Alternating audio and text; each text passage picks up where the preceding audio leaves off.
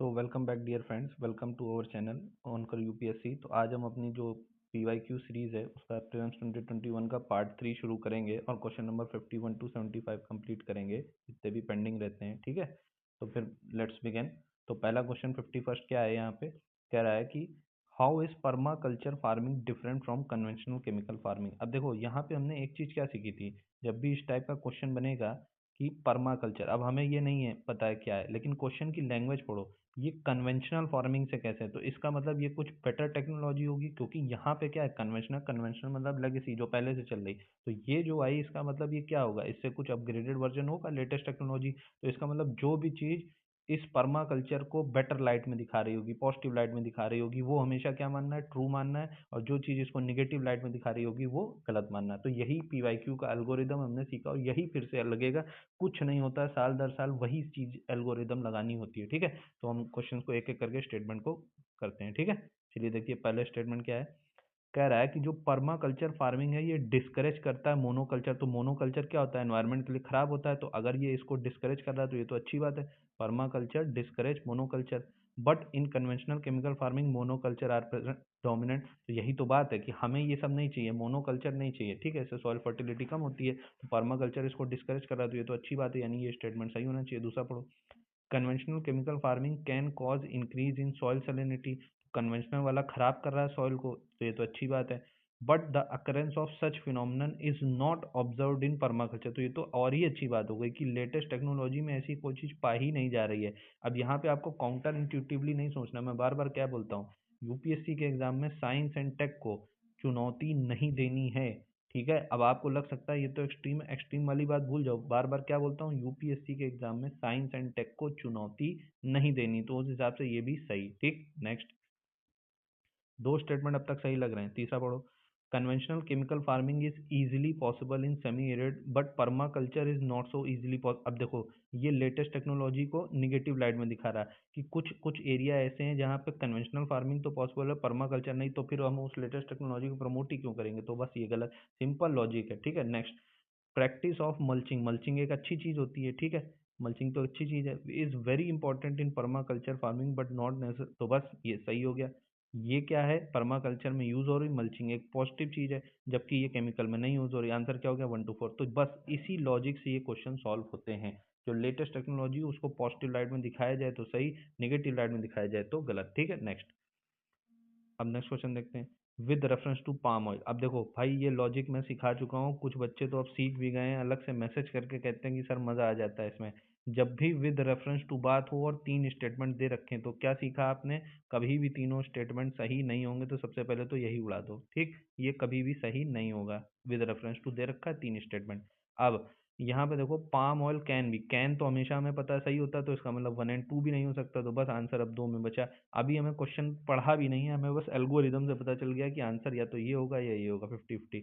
Second पढ़ो, palm oil is a raw material for some industries. क्या बोला मैंने, आज तक यूपीएससी का ऐसा कोई पेपर नहीं बना जिसमें सेकंड, ये सॉरी सम गलत हुआ हो। तो सम तो सही ही होना है, अगर सम सही होना है तो सेकंड सही होना है, तो इसका मतलब सेकंड और थर्ड तो सही हो गए, तो यानी ये सही, तो इसका मतलब यही गलत होगा। अब क्या गलत होगा पढ़ लेते हैं। Palm oil is native to, मिल गया, मिल गया ना भाई। क्या बोला था, जितना ज्यादा स्पेसिफिक स्टेटमेंट यूपीएससी में उतना ज्यादा गलत, जितना ज्यादा जेनेरिक उतना। सम क्या है, जेनेरिक। कैन भी क्या है, जेनेरिक। स्पेसिफिक हो गया, साउथ ईस्ट एशिया।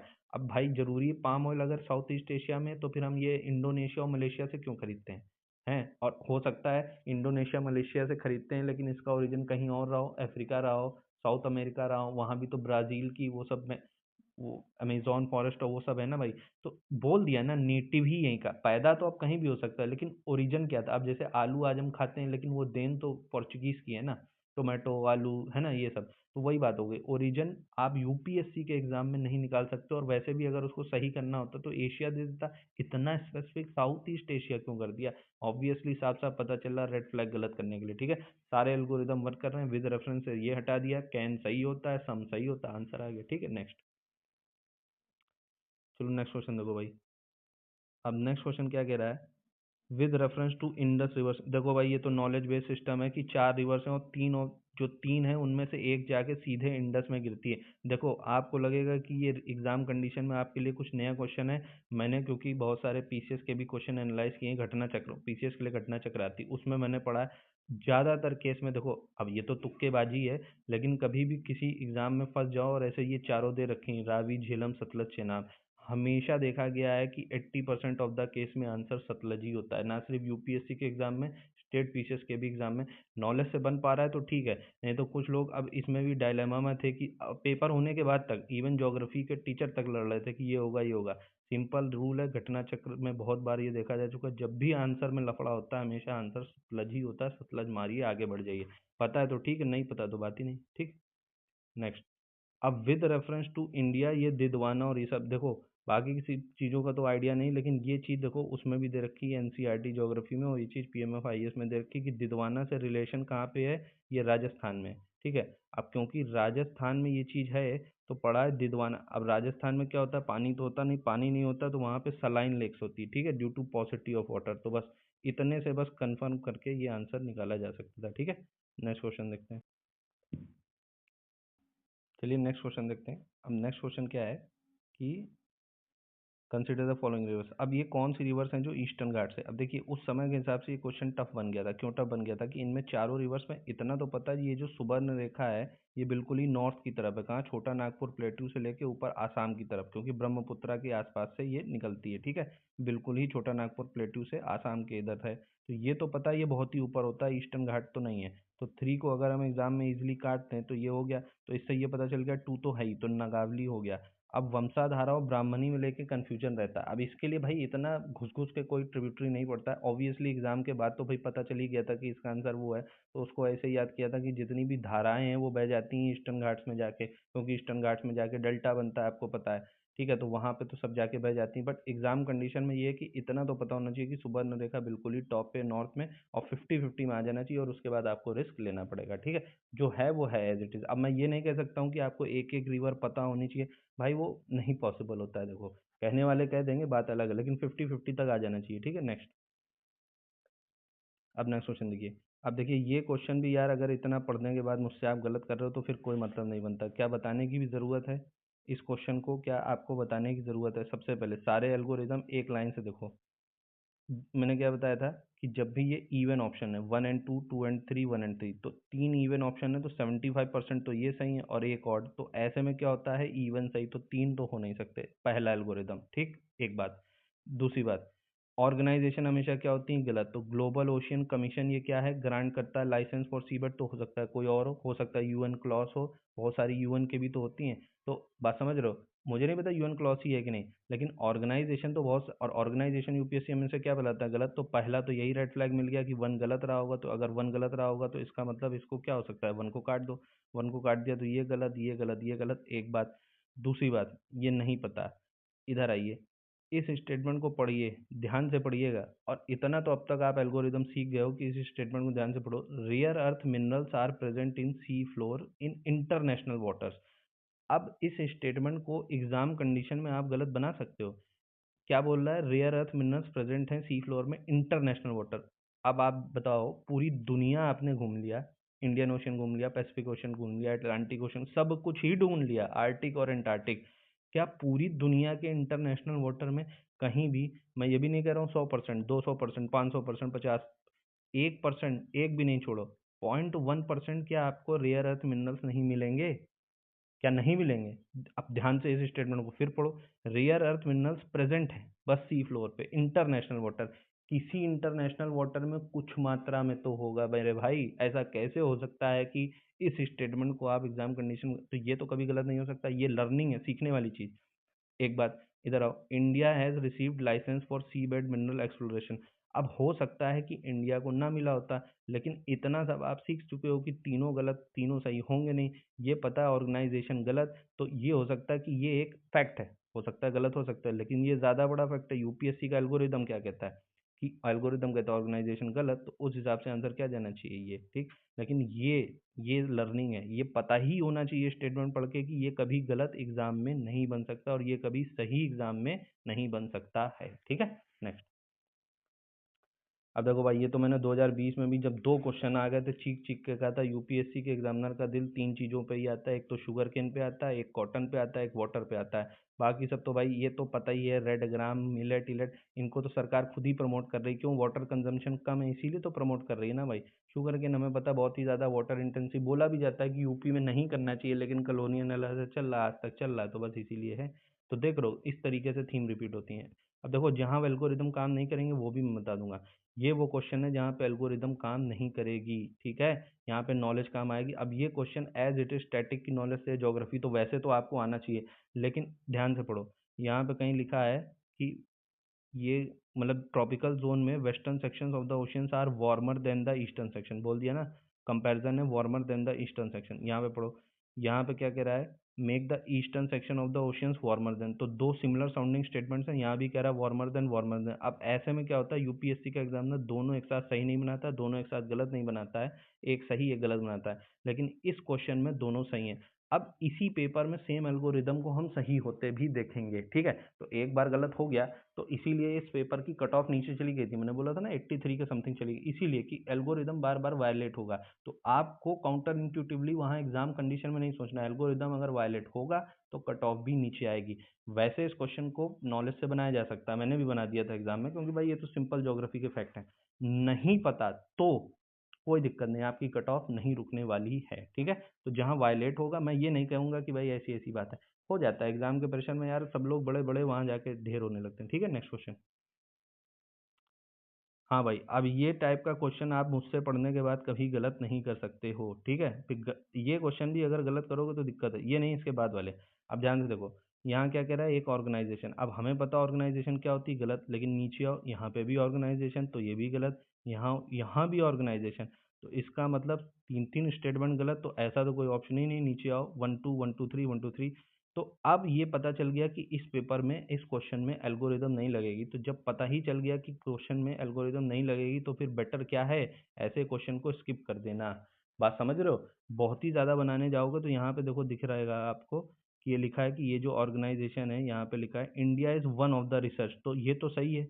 अगर ये वन ऑफ द सही है तो ये तो बात ठीक है, लेकिन बाकी किसी में आप कुछ बना नहीं पाओगे, ठीक है। तो जहाँ पे खुद ही पता चल गया कि एल्गोरिदम क्या है, कि ऑर्गेनाइजेशन गलत, और तीन तीन ऑर्गेनाइजेशन तीनों गलत हो नहीं सकते, तो फिर ऐसे इस क्वेश्चन को स्किप कर देने में कोई शर्म नहीं है। खुद ही एग्जामिनर ने क्लू दे दिया, छोड़ दो इसे, ठीक है। नेक्स्ट, आगे चलो।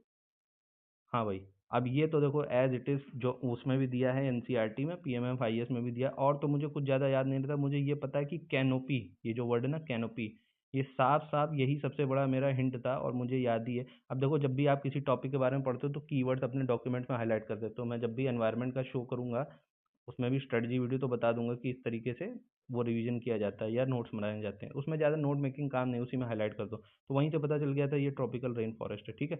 डायरेक्ट क्वेश्चन है, ये आना चाहिए भाई। ज्योग्राफी वाला वो तो थोड़ा जटिल था, लेकिन ये आना चाहिए, ठीक है। नेक्स्ट।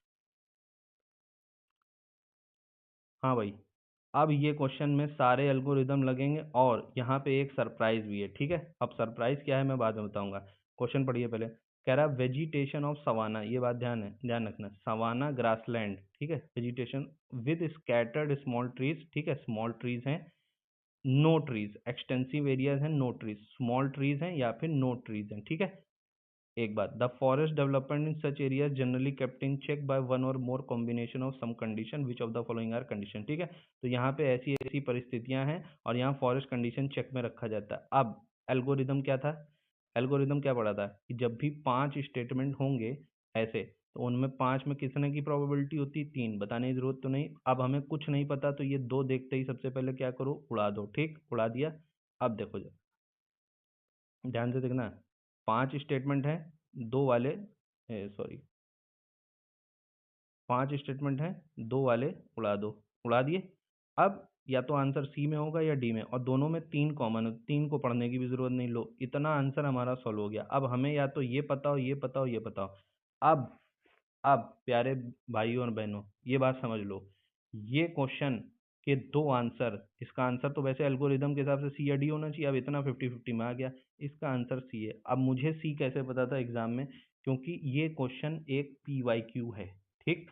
अब जितने बच्चे खुद से मेहनत करना चाहें कर सकते हैं, जितने चाहते हैं कि मैं बता दूं ये किस साल पूछा गया था एनवायरनमेंट का एज इट इज क्वेश्चन, वो क्या करेंगे, कमेंट सेक्शन में इस क्वेश्चन में लिख के लिखेंगे 61P कि मुझे पता चलेगा कि आपने सीरियसली इस लेक्चर को पढ़ा है और 61 क्वेश्चन तक आप प्रेजेंट रहे।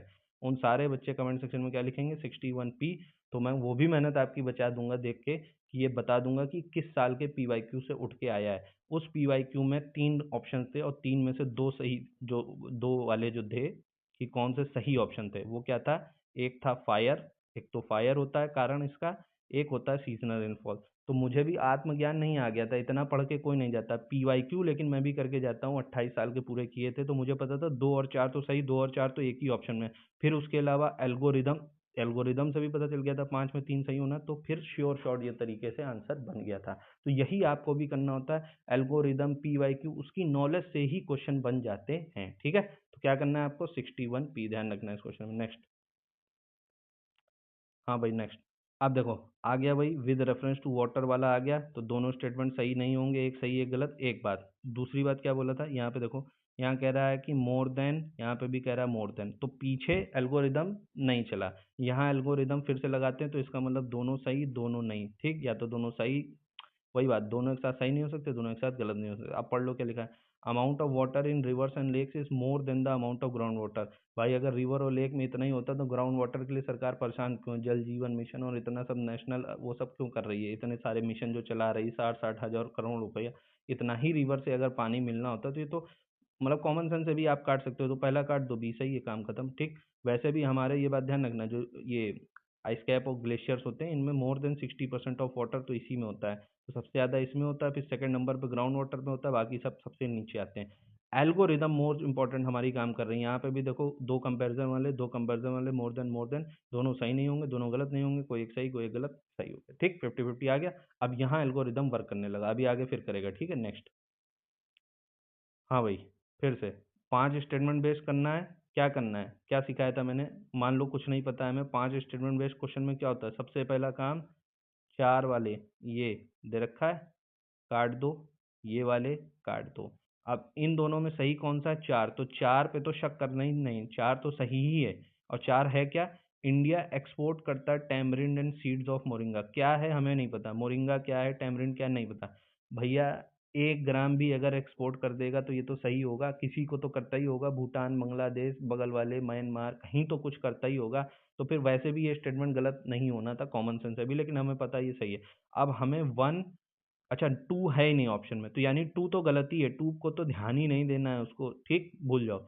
1 को ध्यान देना है, 3 को देना है, 5 को देना है, 1 3, अच्छा 3 भी है, देखो यहाँ पे 3 एंड 4 कॉमन है, 3 एंड 4 कॉमन, तो यानी 3 भी सही है, 3 पे भी ध्यान नहीं देना है। अब हमें 1 और 5 में पता करना है सही है कि गलत है। ठीक है, तो पहले पांचवा ही देख लेते हैं, सबसे नीचे दिया है, seeds of moringa and tamarind can be used, और वो भी बायोफिल, तो कैन तो हमेशा सही होता है, आंसर आ गया, पढ़ने की जरूरत ही नहीं। ठीक, 3 4 5 देख रहे हो, कैन वाला सही होता है, और 3 और 4 तो दोनों में ही थे, तो ये तो हो नहीं सकता था, ये हो नहीं सकता था, कैन देखते ही पता चल गया कि यही आंसर सही है। ठीक है, फिर भी चलो पढ़ लेते हैं बाकी स्टेटमेंट। अब देखो जरा, अभी वो क्वेश्चन आया था ना, नेटिव टू साउथ एशिया। अब नेटिव और एंडेमिक का मतलब यही होता है कि यहीं पाया जाता है, वही बात है कि जितना स्टेटमेंट जेनेरिक बनेगा उतना सही, जितना स्पेसिफिक उतना गलत, तो ये फिर वही बात, जरूरी है कि साउथ एशिया में पाया जाए, हो सकता है एशिया में कहीं और पाया जाए, तो गलत ही होना था सेकंड। ठीक, moringa is a leguminous evergreen tree, अब दो दो चीजें हैं, लेगुमिनस भी एवरग्रीन, दो दो फैक्ट हैं, हो सकता है लेगुमिनस ना हो सकता है एवरग्रीन ना हो, गलत। ठीक, इधर आओ, in India most of the tamarind is collected as minor forest produce, अब हो मोस्ट लगा, हो सकता है गलत हो, लेकिन हमें ये पता है चौथा और पांचवा तो सही है, तो अब हमको चाहिए एल्गोरिदम। अगर हम सही से ऑब्जेक्टिवली पढ़ लें, मान लो एल्गोरिदम नहीं पता, तो ये पता है ये गलत होना चाहिए, ये पता है ये गलत होना चाहिए, ये पता है ये सही होना चाहिए, ये पता है ये सही होना चाहिए। अब ऐसे कोई स्टेटमेंट देखो जहाँ पहला गलत, दूसरा गलत, चौथा गलत, चौथा सही, पांचवा सही, पहला गलत, ठीक है, क्या पढ़ा हमने, पहला गलत, दू पहला गलत, दूसरा गलत, चौथा सही, पांचवा सही, एक ही बन रहा है, तो बस आंसर सही। अगर वैसे जाओ तो मोस्ट ऑफ द गलत होता, तो ये भी, लेकिन ऑप्शन के हिसाब से देखो 3 बन रहा है, तो हमने 3 बना दिया। ठीक है, लॉजिक से। अब देखो ये वाला भी, वैसे तो पता होना चाहिए ब्लैक कॉटन सॉइल, नहीं पता है तो एल्गोरिदम कॉमन सेंस कैसे लगेगा, क्या बात हो रही है, ब्लैक कॉटन सॉइल। ठीक, ऑप्शन देखते हैं पहले, यहाँ ब्राउन, अगर ब्लैक कॉटन सॉइल मिल रही तो ब्राउन से कैसे मिलेगा, काट दो। ठीक, एक बात, दूसरी बात, लाइम स्टोन, अब आपने पढ़ा होगा lime, lime water, slaked lime, बुझा हुआ चूना, चूना ऊना कैसा होता है, लाइम सफेद होता है, ठीक है, वो कैल्शियम जम जाता है पानी में तो वो लाइम ही तो होता है कैल्शियम, तो लाइम तो सफेद होता है, यहाँ ब्लैक की बात है, शेल का नहीं पता, लेकिन यहाँ से तो पता चल गया ये गलत होना है। ठीक, एक बात, ग्रेनाइट, वो ग्रेनाइट के पत्थर होते हैं ना, तो वो तो व्हाइट भी होते हैं, घर में पत्थर लगते हैं व्हाइट भी होते हैं ब्लैक भी होते हैं, यहाँ तो ब्लैक ही चाहिए ना, तो काट दो। ठीक, ब्लैक ही से काट दिया, बस एक ही ऑप्शन है फिशर पोल के। हो गया कि नहीं हो गया? दूसरी बात, एक बात बताओ, यहाँ पे उसने डायरेक्टली डायरेक्टली दे दिया शेल लाइमस्टोन, यहाँ पे सिर्फ वॉल्केनिक रॉक क्यों नहीं दे दिया? यहाँ फिशर क्यों लगा रहा है भाई? इतनी हिंट क्यों दे रहा है, इतनी मेहनत क्यों कर रहा है? ये फिशर वर्ड जबरदस्ती कहीं से ढूंढ के लाके दे रहा है, वो इसीलिए दे रहा है कि इसको सही कर दो। ठीक है, नेक्स्ट आओ भाई। साइंस एंड टेक का साफ साफ दिखा है रिकॉम्बिनेंट वेक्टर, तो साइंस एंड टेक में चुनौती नहीं देनी, जो है उसको सही मानना है। जेनेटिक इंजीनियरिंग अप्लाइड होती, बिल्कुल होती, कुछ और अभी बोल देता नैनो टेक्नोलॉजी तो उसको भी टिक्की मार देते, नहीं चुनौती देनी पेपर में। Bacteria virus use as vector बिल्कुल होते होंगे भाई, चुनौती नहीं देनी, सी मार देना, आगे बढ़ जाना। ठीक, नेक्स्ट, नेक्स्ट क्वेश्चन देखो। In the context of hereditary disease following statement, passing on mitochondrial disease from the parent to child can be prevented by mitochondrial either before। ठीक, साइंस एंड टेक को एग्जाम कंडीशन में क्या चुनौती नहीं देनी, बिल्कुल सही मानना है। आगे, चाइल्ड इनहेरिट्स, एक चाइल्ड जो होता है बच्चा इनहेरिट करता है mitochondrial disease entirely from mother and not from mother, not from father. अब देखो एग्जाम कंडीशन में किसी को भी पढ़ के लगेगा कि यार ये स्टेटमेंट तो फैक्चुअली गलत है और वो मार देगा ये, लेकिन एग्जाम के बाद मेरे ही नहीं सबकी वही हालत थी, सबको बाद में पता चला कि ये क्या है, बहुत सही है। तो भाई इस टाइप के क्वेश्चन बनाए इसलिए जाते हैं कि आपको अटेम्प्ट करना ही है और करने के बाद गलत करना ही है, लेकिन आपकी कट ऑफ नहीं रुकेगी, मैं बार बार बोल रहा हूँ। ठीक है, नेक्स्ट। अब नेक्स्ट क्वेश्चन पे देखते हैं भाई। अब ये देखो करंट अफेयर्स का क्वेश्चन था और मुझे एग्जाम में नहीं आता था, लेकिन इसको बनाया कैसे जाएगा मैं अभी अब सिखाता हूँ आपको। नहीं पता था भाई, करंट पढ़ने का टाइम ही नहीं होता मेरे पास। बोल गार्ड 1 बोल गार्ड 2 देखो जरा ध्यान से, ध्यान से देखना। यहाँ पे क्या कह रहा है, सारे ऑप्शन एक एक करके पढ़ेंगे। सबसे पहले ये बताइए आप, आज तक कभी यूपीएससी के किसी एग्जाम में प्रोडक्शन ऑफ बायो फर्टिलाइजर पे कोई आंसर आया है? क्या बायो फर्टिलाइजर यूपीएससी का वो एरिया है जिसपे वो टारगेट करता है? मुझे तो नहीं लग रहा है। Production of plant growth substance कभी भी, आज तक कभी ये आंसर सही हुआ है? नहीं, इस पे यूपीएससी का तो ध्यान नहीं है। हाँ, आप बोलोगे जेनेटिकली मॉडिफाइड भी नहीं, क्योंकि 3 साल से जो मैं पेपर सॉल्व कर रहा हूँ। तो प्यारे बेटे और बेटियों, भाइयों और बहनों, आप पीवाईक्यू अच्छे से लगाइएगा साइंस एंड टेक का, आपको दिखेगा एक बार नहीं कम से कम 7-8 बार तो मुझे ही याद है साइंस एंड टेक में जेनेटिकली मॉडिफाइड क्रॉप प्लांट्स पे बिल्कुल यूपीएससी का ध्यान रहता है। ठीक, अब क्लोनल प्रोपोगेशन भी एक चीज हो सकती है, क्योंकि यहाँ देखो क्लोन बनाना, क्लोन दो जैसे एक जैसे है ना, दो एक जैसे लोग, तो यहाँ Bollgard 1 Bollgard 2 similar sounding names है, तो हो सकता है क्लोन बना रहे हो, तो इसका मतलब वर्ड एसोसिएशन से जाओ तो या तो ए हो सकता है। और पी वाई क्यू, क्योंकि मैंने 28 साल के कर रखे हैं तो मुझे ये पता है कि ये तो यार बार बार यूपीएससी देता है पेपर में, ये पता है ये नहीं देता, ये नहीं देता, एक बात। दूसरी बात, सिमिलर साउंडिंग ऑप्शन भी सही होते हैं, इधर देखो क्रॉप प्लांट्स, इधर देखो क्रॉप प्लांट्स, दोनों तरीके से ये बात क्लियर हो गई कि आंसर या तो ए होगा या तो बी होगा। अब कौन सा होगा ये मुझे अभी भी नहीं पता है। ठीक, ये बात समझ में आ गई। आंसर ए या बी होगा, लेकिन इसको सॉल्व करेंगे थोड़ी देर बाद। थोड़ी देर बाद क्यों, बाद में बताऊंगा। इसको ध्यान रखना कि 67 पे हम थे और आप सबका काम क्या है कि 67 भी आपको कमेंट में लिखना है। एक 61 था, अब 67। ठीक, नेक्स्ट। इस क्वेश्चन को देखो, अब बहुत से लोग यहाँ पे आके भाई बिल्कुल ही बवाल कर दिए कि लो साइंस एंड टेक का है, यहाँ तो रूल्स फेल हो गए, तो यहाँ ऑल 3 क्यों नहीं हो रहा है? भाई कॉमन सेंस नाम की भी कोई चीज़ है कि बिल्कुल ही आतंक मचा दोगे दुनिया में? ये देखो जरा पहले, ध्यान से देखो, यहाँ क्या लिखा है, ध्यान से पढ़ो, हाईलाइट कर दिया आपके लिए। एक प्रेशर कुकर में temperature at which food is cooked, वो टेम्परेचर जिस पे फूड पकाया जाता है डिपेंड्स किस पे करता है? एक बात बताओ जरा, टेम्परेचर जो है किस पे डिपेंड करता है? चलो मान लिया एरिया पे करता है, मान लिया वेट पे करता है, टेम्परेचर खुद टेम्परेचर पे डिपेंड करेगा? तुम्हारा सिलेक्शन खुद तुम ही पे डिपेंड करेगा कि यूपीएससी के पैमाने पर डिपेंड करेगा? तुम खुद मेंस में जो लिख के आ जाओ वही सही, तो फिर तो बात ही खत्म हो गई। टेम्परेचर खुद ही टेम्परेचर पे करेगा, वेट खुद ही वेट पे करेगा, एरिया खुद ही वेट, कैसी बात कर रहे हो हैं? तुम्हारा फ्यूचर तुम ही डिटरमिन कर लोगे, ऐसा तो नहीं होता है। तो फिर तो भगवान बन गया अहम ब्रह्मास्मि। तो टेम्परेचर खुद टेम्परेचर पे तो नहीं करेगा, सिंपल सादा लॉजिक है यार। टेम्परेचर कोई भी चीज खुद ही खुद पे कैसे डिपेंड कर जाएगी? दूसरे एक्सटर्नल फैक्टर्स पे ही तो डिपेंड करेगी, तो बस दो नहीं हो सकता आंसर में, काम खत्म, आ गया आंसर। ठीक, सिंपल लॉजिक यार। अब साइंस एंड टेक मान के उसको कॉम्प्लिकेट कर दो, वो तुम्हारी टैलेंट है। नेक्स्ट। हाँ भाई, यहाँ पे एल्गोरिदम वायलेट होगा, ध्यान से देखो। विच of the above can be, मैंने क्या बताया, जब भी क्वेश्चन में ही कंडीशन लगी हो तो फिर क्या करना, दिमाग नहीं लगाना, ऑप्शन नहीं पढ़ने, सीधे मार देना डी। लेकिन लेकिन प्यारे बेटे और बेटियों, प्यारे भाइयों और बहनों, अब आप कहेंगे कि सर यहाँ पे जब हमने PYQ आंसर चेक किया तो हमें पता चला इसका आंसर ए है 1 और 2, तो मैं भी आपसे कहूँगा हाँ ए 1 और 2 है, और मैं ये भी कहूँगा कि इस एग्ज़ाम में मैंने इसको सही माना, तो फिर आप कहेंगे सर आपको कहाँ से ये जादू आ गया या ब्रह्म ज्ञान प्राप्त हो गया। फिर से अब जिनको ये समझना है वो कमेंट सेक्शन में लिखेंगे 69P। और ऐसा क्यों हुआ सर को ब्रह्म ज्ञान, वो इसलिए बेटा क्योंकि ये फिर से एक PYQ था, सेम ऐसा ही क्वेश्चन, एक भी शब्द नहीं बदला, ऑप्शन का अरेंजमेंट नहीं बदला, और ये भी ऑर्डर नहीं बदला बैक्टीरिया फंजाई और वायरस का, 1 2 3 ऐसा ही था। और एज इट इज उठा के यूपीएससी ने PYQ को रिपीट कर दिया है, इसलिए मुझे पता था कि इसका आंसर ये है। नहीं पता होता तो मैं भी बोल देता कि हाँ मैंने इसका डी मारा है, क्योंकि मैं पढ़ के गया था, मुझे पता था कि भाई बैक्टीरिया एंड फंजाई होना है, इसलिए मैंने ए मार दिया था। ये होती है PYQ की ताकत, जहाँ एल्गोरिदम फेल कर रहा है वहाँ इसलिए फेल कर रहा है, फिर भी कुछ बच्चे ए मार रहे हैं क्योंकि ये एज इट इज क्वेश्चन उठ के आया है। ठीक है, नेक्स्ट। तो अगर आप बताएं, खुद से मेहनत कर ली तो ठीक, नहीं करना चाहते हो तो कमेंट में 69P लिखना है। ठीक है, 69 क्वेश्चन तक आप प्रेजेंट थे। नेक्स्ट, नेक्स्ट देखिए भाई, इधर आओ। Adeno viruses have a single stranded whereas retrovirus have this. फिर से यहाँ पे sometimes caused by adeno whereas, ठीक दिख रहा है एल्गोरिदम, दो चीज़ों का कंपैरिजन, दो चीज़ों का कंपैरिजन, वेरस लगा के क्या है एल्गोरिदम, दोनों सही नहीं, दोनों गलत नहीं, मिल गया। देख अब आंसर कैसे बनेगा। बायो तो आपको पता है मेरी कितनी अच्छी, बताने की जरूरत नहीं। अब यहाँ क्या कह रहा है, एडिनो वायरस के सिंगल स्ट्रैंडेड है DNA, रेट्रो वायरस के डबल हो सकता है, ये पलट दिया हो, है यही तो होता है फैक्ट में कि पलट दिया हो। इधर common cold is sometimes caused by adeno virus whereas AIDS is caused by retro. अब ध्यान से समझना जरा, ध्यान से, कैसे इन दोनों में मैंने आंसर निकाला है। यहाँ पे दोनों फैक्ट हैं, फर्स्ट वाले में दोनों फैक्ट है कि ये कह रहा है सिंगल स्ट्रैंडेड है एडिनो वायरस, और ये कह रहा है double.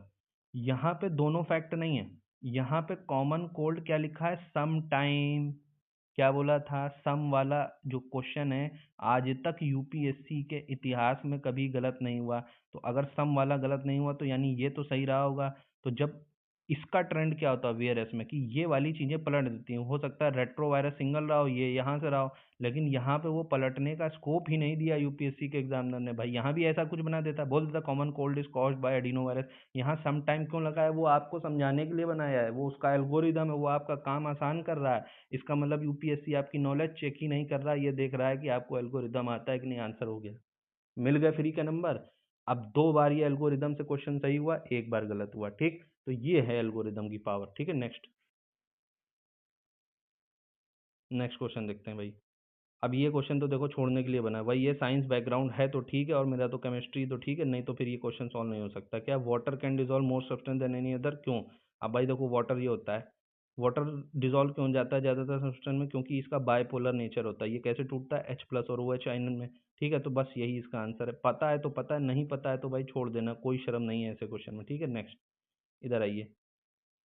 With reference to street lighting how do sodium lamps differ from LED lamps. अब हमें पता है सोडियम लैम्प पुराने ज़माने की टेक्नोलॉजी, एलईडी लैम्प्स नए ज़माने की टेक्नोलॉजी। एलईडी लैम्प जो पॉजिटिव लाइट में दिखाएगा वो सही, ठीक है, वही सोडियम लैम्प नेगेटिव वाला सही। अब पहला स्टेटमेंट पढ़ो, sodium lamps produce light in 360 degree. Sodium lamp तो क्या करता है, पूरे पूरे 360 डिग्री पे लाइट प्रोड्यूस कर रहा है, ठीक है, 360। और जबकि एलईडी में ऐसा नहीं, तो एलईडी तो हमने देखा भी है कि एलईडी इतने में ही करता है, बस 180 डिग्री में, इसके पीछे नहीं करेगा, है ना, कुछ ऐसा एलईडी का होता है। तो अब आपको लगेगा कि यार सोडियम लैंप ज़्यादा सही है, कि सोडियम लैंप तो पूरे 360 डिग्री में कर रहा है। तो भाई एक बात बताओ, अगर हम लोग इस तरफ बैठे हैं और सोडी जो एलईडी है वो इसी तरफ लाइट दे रहा है, पीछे कोई बैठा नहीं, तो भी उधर लाइट जल रही, तो ज़बरदस्ती लाइट की जो ऊर्जा है वो बेकार हो रही है, वेस्टेज ऑफ एनर्जी है, वो भी तो बिजली से चल रही। तो इसका मतलब जो हिडन मीनिंग है इस स्टेटमेंट के पीछे वो क्या है, कि जो एलईडी लाइट है वो मोर एफिशिएंट है, तभी तो वो पावर मतलब एनर्जी एफिशिएंट है ना, यही कह के तो बेचा जाता है टैग लाइन, कि जो एलईडी है वो क्या है, एनर्जी एफिशिएंट। तो ये तरीके से देखो तो एलईडी इज मोर एफिशिएंट। तो ये तो बात सही हो गई कि sodium lamps produce light in 360 degrees but it is not so in, और ये तो हमें पता भी है ऐसा है। और इसको अगर हम भाई वही देखें कि इसको पूछा क्यों है, कि मोर टेक्नोलॉजी, लेटेस्ट टेक्नोलॉजी कैसी होगी, एनर्जी एफिशिएंट, तो ये तो सही हो गया। ठीक, दूसरे पे आओ।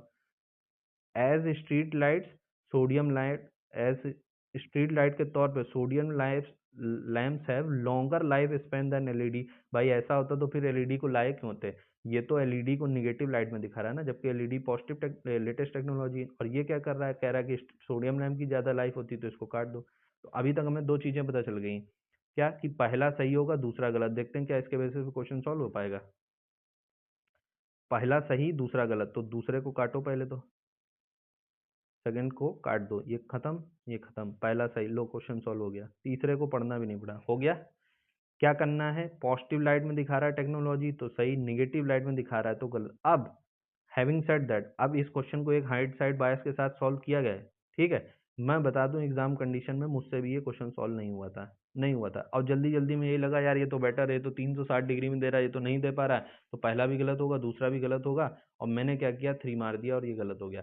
वही है कि उस समय भाई प्रेशर में इतना दिमाग नहीं लगता है, बहुत तेज तेज काम करना होता है। अभी जितना हम लोग माइक्रो लेवल स्क्रूटनी कर रहे हैं, डिटेल्ड एनालिसिस, उस समय इतना समय नहीं होता है। तो फिर मैंने क्या मार दिया था ये, और मेरा हो गया था गलत। उसमें कुछ छुपाने जैसा नहीं है, ठीक है। लेकिन एग्जाम कंडीशन में कैसे सोचना चाहिए वो हम डिस्कस करें, ठीक है। Next question.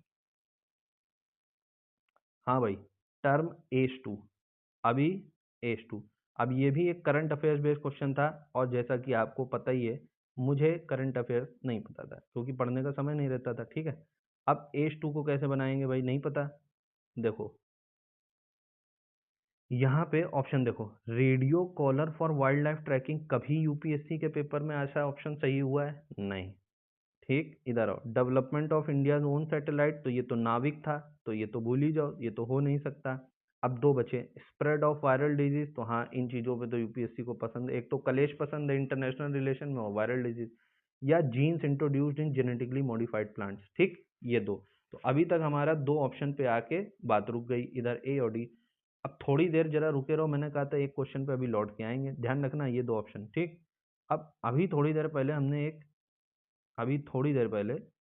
ठीक है, थोड़ी देर पहले एक क्वेश्चन हमने देखा था ऊपर, कौन सा वाला, बॉलगार्ड वन। यहाँ पे कौन से दो ऑप्शन थे, ये वाला ये वाला। यहाँ पे देखो क्या लिखा है, जेनेटिकली मॉडिफाइड क्रॉप प्लांट्स, वही ऑप्शन लिखा है।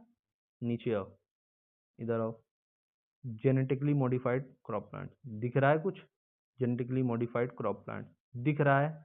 दो सिमिलर स्टेटमेंट किसी एक पेपर में तो सही यूपीएससी नहीं बनाएगा, 2019 से आप देखते आ रहे हैं ये बात, ठीक है। तो घोड़ा याद आ रहा होगा, ठीक। तो दोनों तो सही नहीं बनाएगा, किसी एक जगह सही बनाएगा, किसी एक जगह गलत बनाएगा। अब अगर मान लो दोनों ही नहीं पता, तो आपको क्या करना है, दोनों में ही जेनेटिकली मॉडिफाइड क्रॉप मार दीजिए। इससे क्या होगा, एक क्वेश्चन सही तो +2, एक क्वेश्चन गलत तो -0.67। तो जिन दो क्वेश्चन में आपको कुछ नहीं पता, वहां से आप +1.33 के तो बेनिफिट में हैं, है कि नहीं है। बात समझ में आई। तो एक तो ये तरीका हो गया, और दूसरा, या फिर किसी भी एक के बारे में आपको करंट अफेयर्स की नॉलेज है तो फिर आप मार देते हैं यहाँ स्प्रेड ऑफ वायरल डिजीज, और फिर उधर वाले में जाके क्या मार देते हैं, जेनेटिकली मॉडिफाइड प्लांट्स।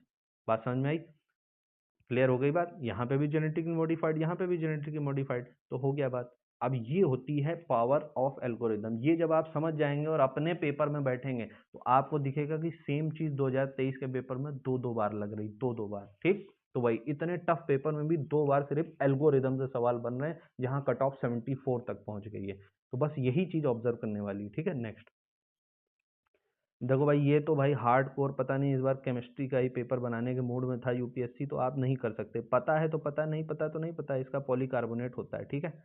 नहीं बना सकते हो, मतलब नॉन केमिस्ट्री वाला तो नहीं बना सकता है, ये पॉलीमर होता है, ठीक है, नहीं बना सकते हो। नेक्स्ट, अब इधर आओ, वर्ड एसोसिएशन फिर से, ट्राइक्लोसान, बाकी सब बातें एक तरफ, क्वेश्चन को ध्यान से पढ़ो और यहाँ से तोड़ दो, ठीक। सान, SAN वर्ड किससे रिलेटेड होता है, ऑप्शन पढ़ो, फूड प्रिजर्वेटिव से रिलेटेड तो नहीं, फ्रूट राइपनिंग तो नहीं। अच्छा एक बात, कभी यूपीएससी के एग्जाम में फूड प्रिजर्वेटिव ऑप्शन सही हुआ, नहीं। फ्रूट राइपनिंग सही हुआ, नहीं। रीयूज प्लास्टिक कंटेनर, बिल्कुल नहीं। सैन वर्ड किससे रिलेटेड है, सैनिटेशन से। सैनिटेशन से क्या टॉयलेटरीज है, हाँ बिल्कुल। क्या यूपीएससी के एग्जामिनर कभी ऐसे सवाल पूछे, बिल्कुल। 2016 से लेकर 18 तक में पूछना कि इंडियन रेलवेज में जो अब टेक्नोलॉजी यूज होती है है ना, डिग्रेडेशन के लिए, जो वेस्ट डिग्रेडेशन के लिए, तो यही टेक्नोलॉजी यूज होती है। तो हाँ, यूपीएससी के एग्जामिनर का दिल इस तरीके की चीज़ों पे आता है। तो वही होता है कि जब आप पीवाईक्यू करके जाते हो तो याद रखते हो कि हाँ, इंडियन रेलवेज में कुछ ऐसी टेक्नोलॉजी पर 2 बार यूपीएससी सवाल पूछ चुका है, तो हाँ, एक बार फिर से सैनिटेशन पे क्यों नहीं पूछ सकता है। तो बस एल्गोरिदम भी वो चीज़ है और वर्ड एसोसिएशन भी है। वरना आप कहोगे सर टॉयलेटरीज भी तो नहीं पूछा, तो वही सैनिटेशन आपके तुरंत क्लिक आएगा कि 2016 से 18 तक भी तो यूपीएससी ने पूछा, तो बस आप क्वेश्चन को इजीली बना दोगे। ठीक है, तो with this we have completed the third part of UPSC 2021 prelims. I hope इससे आपको कुछ मदद मिली होगी, और अगर आपको ये कंटेंट अच्छा लगता है तो प्लीज़ लाइक एंड कमेंट करके हमें सपोर्ट कीजिएगा। ठीक है, नेक्स्ट, बाय।